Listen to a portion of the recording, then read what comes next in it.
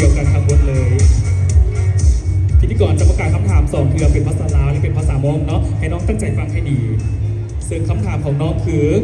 น้องคิดว่าเป็นอย่างคือคุณค่าที่สำคัญที่สุดที่เราควรส่งต่อให้กับคนรุ่นใหม่ของชนเผ่ามง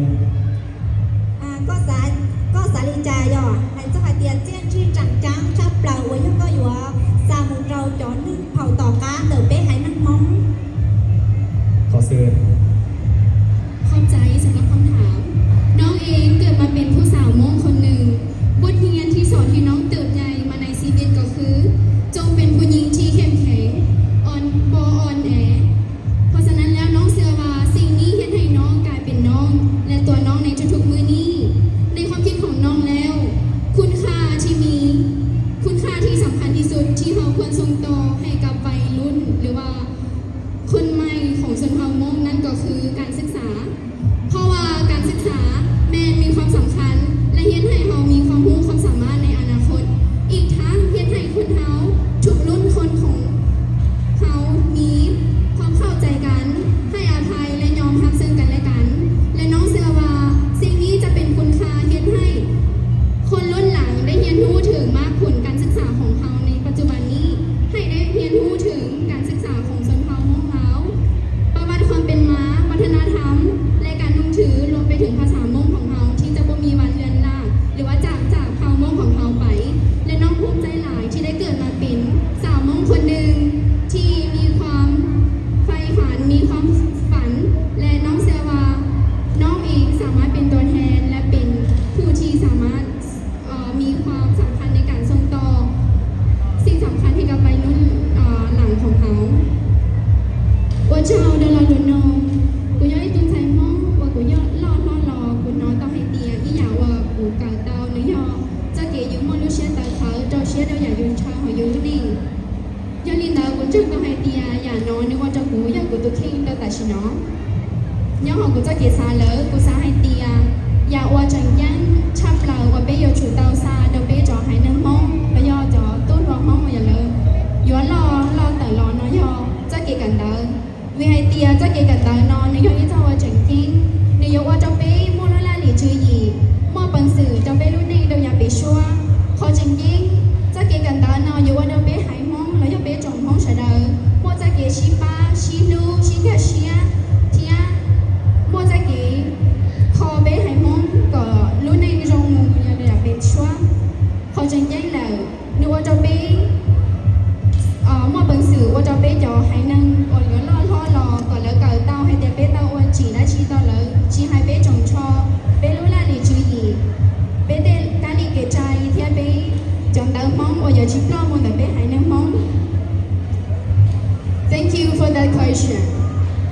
I was born as a Hmong girl, so what I have learned in my life is learning to be strong with a good heart, which is I believe that which is make me become who I am today,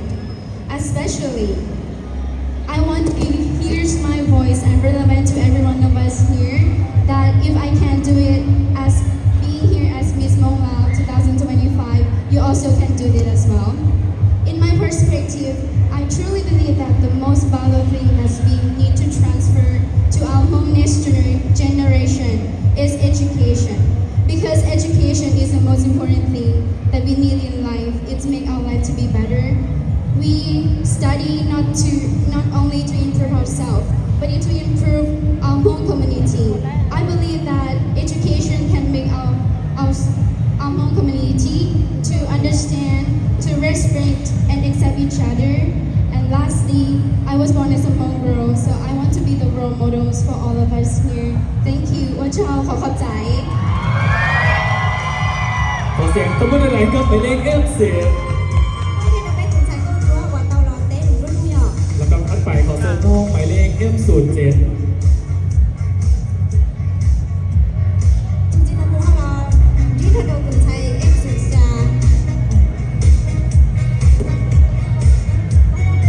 ซึ่งคำถามของน้องคือน้องคิดว่าเป็นอย่างคือคุณค่าที่สำคัญที่สุดที่เราควรส่งต่อให้กับคนรุ่นใหม่ของชนเผ่ามงเราดูนึกว่าเตียก็สาเตียได้จียกเจียงที่จังชาติเปล่าหัวก็อยู่ซาเราจ่อเผานึ่งเชียเดี๋ยวไปหายมง ซึ่งน้อง มีเวลา1 นาทีขอเชิญ 我要总共是好你的1 นาทีอ่ะ โดยสำหรับน้องแล้ว สิ่งที่มีคุณค่าที่สุดที่น้องอยากส่งต่อให้คนรุ่นใหม่นั่นก็คือการรักษาวัฒนธรรมและฮิตของประเพณีของชนเผ่ามงที่สืบทอดจากรุ่นสู่รุ่นเพราะมันคือคุณค่าที่สำคัญที่สุดของชนเผ่ามงเฮาและยังเป็นการเผยแพร่วัฒนธรรมและฮิตของประเพณีให้ชาวโลกได้ทำรู้ว่าชนเผ่ามงเฮามีวัฒนธรรมและฮิตของประเพณีที่สวยงาม Dạo một chiến trí chấp lòng đời của xa xa đâu cho nên luôn chia nó do bên mong tê cái lệ kẻ trai chỉ hai kẻ chúa canh kẻ bỏ cho như từ xin rào lời do nhờ bó có cho khổ hợp giải จ้าขอขอบใจน้องหมายเลข07 เพราะว่าเจ้าดงนุนชัยเอ็มสุดจา ขอเชิญหมายเลขถัดไปหมายเลข M12 เพราะเจ้าดงชัยเอ็มต่ออ้อยอ่ะ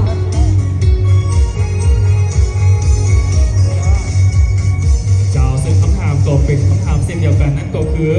น้องคิดว่าแม่นอย่างคือคุณค่าที่สำคัญที่สุดที่เราควรส่งต่อให้กับคนรุ่นใหม่ของชนเผ่ามง เราลุ้นลูกแต่น้องผู้ย่อขอกู้อยากซื้อให้เตียก็สาเตียได้จีย่อเจียนที่จังจังชาเปล่าวัวยัวซาของเราจอนั่งเผาเชียเต๋อเป้หายนั่งมอง มีเวลา1 นาทีขอเชิญ โดยสำหรับน้องแล้วน้องคิดว่าสิ่งที่สำคัญที่สุดสำหรับน้องในตอนนี้ก็คือสมุกที่น้องสนใจในตอนนี้ และสถานที่จัดงานบุญกิจแจกในตอนนี้ คือสิ่งที่สำคัญที่สุดสมุกที่น้องสนใจในตอนนี้แมนมีลวดลายที่เป็นเอกลักษณ์ของคนมุงที่ซื้อทอดมาได้โดนนานเพราะฉะนั้นแล้วหนูอยากบอกให้คนยุคใหม่จงซื้อทอดและรักษาที่เขาว่าเพณีของชนเผ่ามุงลาวไปนานๆและอีกสิ่งหนึ่งที่สำคัญที่สุดก็คือน้องได้เป็นมิตรการที่น้องได้เป็นมิสมุงลาวประจำปี 2025 แม้จะมีแค่เปอร์เซ็นต์ 1% หรือ 0.5% ก็ตามน้องหวังว่าทุกคนที่อยู่บนเวทีนี้จะเห็นความพยายามของน้อง nhớ lời của lời của sai tiền dạo món lúc ấy sắp rơi đó của ta chỉ nói do chỉ có nhiều món của nó này nó muốn trao hỏi trao ở bên trả lúc bắt cha biết trao này nó do dạo món lúc ấy chỉ có nhiều món của nó này nó muốn luôn lại bên này cái lại để bé hãy nên món của bên nào còn để lại cho nên đó của thế xã hay cho bé chồng mình giàu món lấy cho bé chồng món và bé cả chiếc siêu thôi bây giờ hay không có penny mua lại còn nên để cha ý ảnh gì do khó cho tiền của ta sẽ lúc ấy còn sẽ có chúa cho xe này người chi này nó sẽ thêm với biểu sinh cho ít percentหรือ do 0.1% ก็ตามกูหวังไอเดียที่จะย้อนแต่ลูกชายที่แต่น้อยยังบอกกูขอเกมพยายามว่าเจ้าขอขอบใจ เจ้าขอขอบใจหมายเลข M12 แล้วก็ถัดไปขอเชิญน้องหมายเลข M02 ขอเชิญ จนจีเลยเขาเจ้าดงชัยเอ็มสุดอ้อ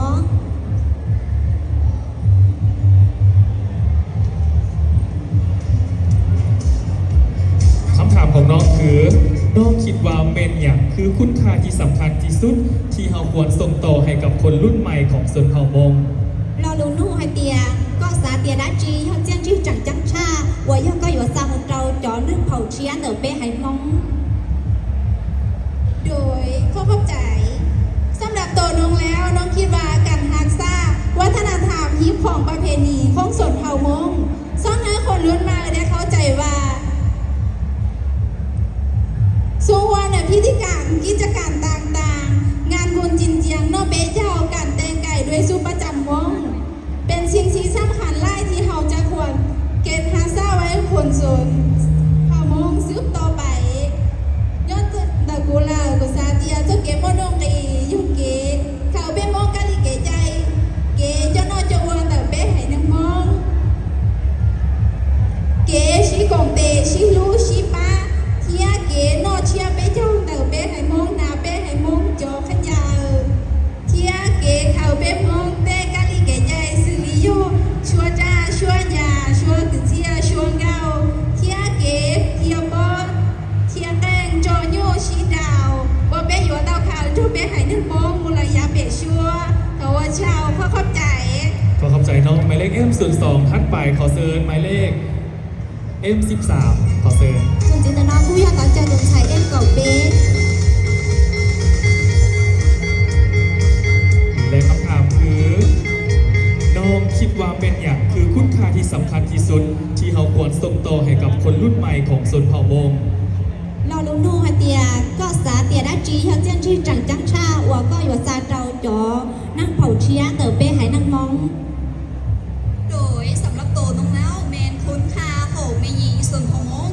แม่หญิงส่วนของมงเป็นแม่หญิงที่หักวัฒนธรรมฮีดโครงประเพณีอันดีงามของส่วนของมงและมีความรู้ความสามารถกล้าหาญและมีความมั่นใจสูงถ้าเขามีเป้าหมายชัดเจนคือกับตัวน้องที่ได้มายืนอยู่เวทีนี้ก่อนย้อนว่าน้องมีเป้าหมายอยากเป็นนักสาวสมพรของเราประจำปี2025ซึ่งอยากให้น้องสู้มาฮอดจุดนี้ได้ย้อนเต๋อกูลาโยโซเก๋ม่วงไอเต๋อเป๊จอป้อนเหนียมมงเป๊จอป้อนเหนียมมงยายจอป้อนเหนียมว่าเป้าจอเป๊มงดีกันลีเก๋ใจดักหัวมัวเก๋เจ้าเก๋เจมัวเป๋สื่อที่มัวจะเก๋เจยูดูเข่งยอดเตียเถายังไม่รู้หอเพี้ยเลยชงอย่าลีกูแต่ชิโนว่ากูเช้าเฉาชาเพี้ยนอวิโยกูมัวจะเก๋เบาสัวสายออีตุ้งชายกูจั่วเขียวว่าเสียนกูชิโนกูเทลีชีกูลูกเป๋สื่อเอกูเทลีตัวเตาเฉาเตอเนาะยาลีนดาลากูที่สาหายเจ้าเป้อีจบยาวไอเตียยังดูนอในมัวอีลูกหอเพี้ยเอชีในลูกเป๋สื่อเอเนเทลีมูจอDon't give up on your dreams. If you cannot do it right now, remember you have tomorrow, and tomorrow is your opportunity to do what you want to be. Fighting, everybody fighting on your dreams. I believe that after tomorrow is your. Thank you so much. Watch out now. ขอขอบใจ ขอขอบใจหมายเลข F13 เพราะว่าชอบเราตัวเองกับเป้อะ ขอเสนอหมายเลข F01 เขาเจอตูนชายเอฟส่วนอี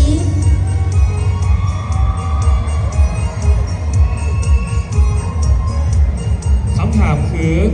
น้องคิดว่าเป็นอย่างคือคุณค่าที่สำคัญที่สุดที่ควรส่งต่อให้กับคนรุ่นใหม่ของชนเผ่ามง เราลูนูให้เตียก็สาเตียได้จีมัวเจียนจีจังจังชาเปล่าไว้ยังก็อยู่ซามุเราเป้จ๋อนั่งเผาเชียเต๋อเป้หายมอง โดยขอบใจสำหรับคำถาม คุณค่าที่สำคัญที่สุดที่ควรส่งต่อให้กับคนรุ่นใหม่ของชนเผ่ามงคือการรักษาวัฒนธรรม และความสามัคคีภายในชุมชนเพราะจะช่วยให้ชนเผ่ามงยังคงมีเอกลักษณ์ และความเป็นปึกเดี่ยวในสังคม พร้อมทั้งส่งเสริมให้ทุกคนในชุมชนร่วมมือกันพัฒนาชีวิต และสร้างความเข้มแข็งให้กับเผ่ามงอย่าชื่อสังชอบเปล่าว่าสามารถเจ้าฝีเจ้าเป้เจ้าตุ้นชายหลัวช่างเชียเนี่ยเนาะย่าเกตโตปอฝือเป้มองเต้การลิเกตใจเที่ยเกหาจองมองเกิดลูมองก่อมอเกตโดนเจchỉ có một cái đôi trẻ cháu bé hãy nắng mong ôi chào họ khócใจ ขอขอบใจน้องหมายเลข F01 เขาว่าชอบเราตูนชายเอฟส่วนอี นะครับถัดไปขอเชิญหมายเลข F08 จริงๆแล้วเขาเจอตูนชายเอฟส่วนอี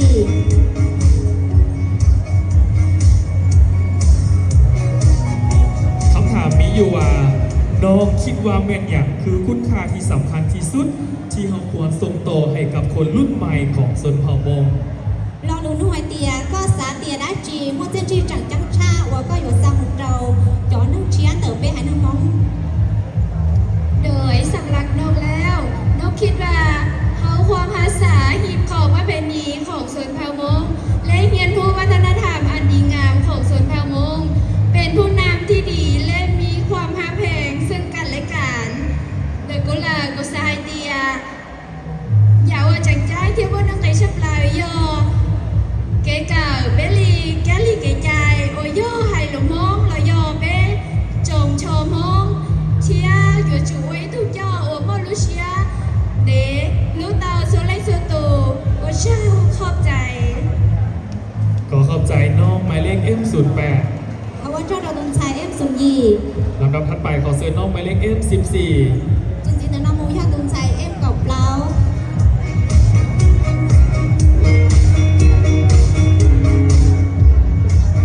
คำถามคือ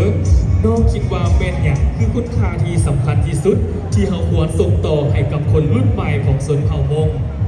ก็สาหเตียได้จีย่ออยากจังจังม่วงเองชาไว้ยังก็อยู่ว่าจีย่อซามุเราเป้จ๋อนั่งเผาเชียเต๋อเป้หายมอง โดยสำหรับน้องแล้วคุณค่าของคนเฮานั้น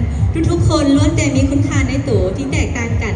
ถ้าเฮาอยู่ทุกทีถึงเวลาเขาก็จะมีคุณค่าแต่ถ้าเฮาอยู่ผิดทีผิดเวลาคุณค่าก็ จะเป็นไถมาจากใสเป็นแนวใดขอเพียงได้เฮาเป็นคนดีของสังคมบ่เฮ็ดสิ่งที่เป็นกฎหมาย และเป็นลูกที่ดีของพ่อแม่กตัญญูต่อพ่อแม่เท่านี้ก็เพียงพอแล้วย้อนลินดากูล่ะเก๋มัวเจียนจีเลยยังมัวนึงตีเดเบชดายิ่งมัวจงอยากซื้อย้อนลินดาเจอเตียเป็นย้อยชาวไปกู้อยู่มัวนึงตีเลยยังมัวเจียนจียังเป็นย้อยชีย้อยชาวอย่าไปกู้อยู่ชาวมัวตัวแนงว่าชิมัวนึงตีเลยยังมัวชิมัวเจียนจีย้อนลินดาอย่าเจงเจงเจจุยทอกับเบชดาจนจ่อให้เตียไว้ตัวหนึ่งจงจะไปเนี่ยจีจะจงชดาเทียเจ้าว่าอย่าเศร้าใจไว้ตัวมีหน่วยจงน้องเนี่ยให้จีลูลินดาซื้อจะยิ่งเจ้าเหล่า It's not important who are you. We all have a same values, so we just want to be a good person to the society and be a good student for our parents. That is enough. Thank you. โอ้เจ้าขอบใจ เจ้าขอบใจหมายเลข M14 น้องรักทัดไปขอเซิร์ชหมายเลข M09 Chúng ta tham gia tuần thầy em sụt chuồng.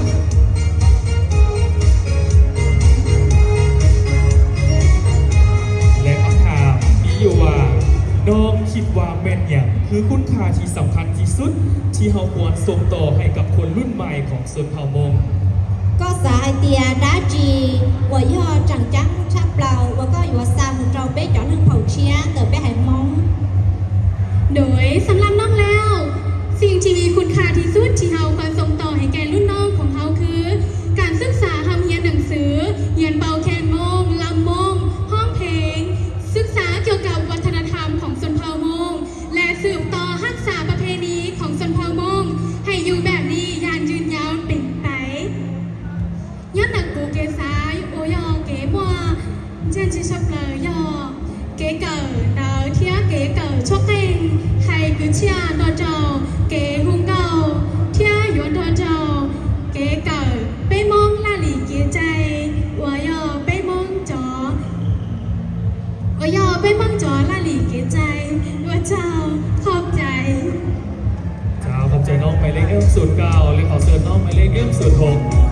Chúng ta tham gia tuần thầy em sụt trâu.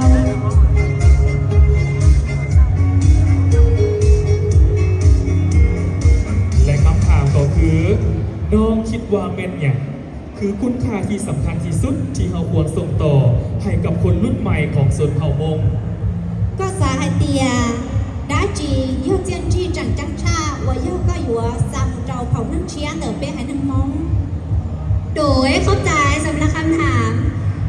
สิ่งที่น้องอยากจะส่งต่อให้กับคนรุ่นใหม่ของชนเผ่ามงก็คือ วัฒนธรรมเครื่องนุ่งอาภรณ์ของชนเผ่ามงและรักษาประเพณีอันดีงามของชนเผ่ามงและสิ่งสำคัญก็คือฮักเพลงกันซึ่งกันและกันและรักษาลวดลายของชนเผ่ามงที่น้องสุดใจอยู่ในตอนนี้ให้ยืนยงตลอดไป ở chào là lô nô anh đợi cô là cô xa và trình chế của cô xa xa cho nên để chia